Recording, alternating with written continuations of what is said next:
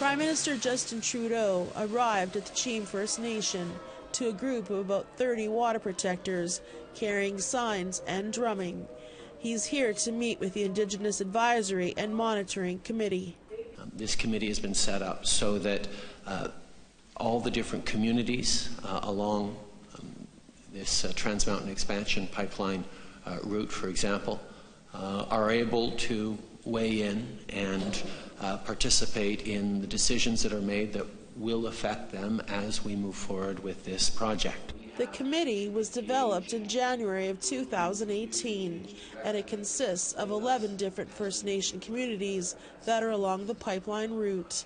They provide advice about Indigenous and environmental concerns, socioeconomic outcomes, and safety. However, being on the committee doesn't necessarily mean that they support the project. And outside, those who oppose the Kinder Morgan buyout demanded to be heard. We cannot have economic development that destroys our environment, and that's what the fossil fuel industry is doing. Instead, we must move as rapidly as we can to a clean energy economy.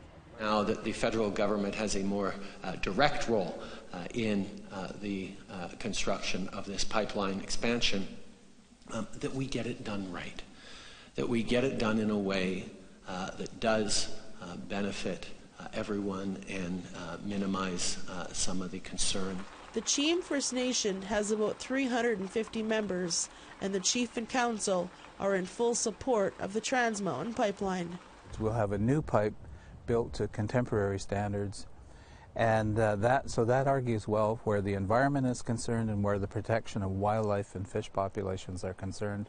Sacred sites and heritage sites and special places where our community members gather medicinal plants and food plants. So overall, I think this is good. This will prove to be good for First Nations.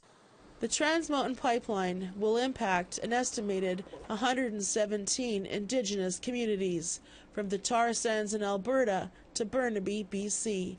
Tina House, APTN National News, Cheam First Nation.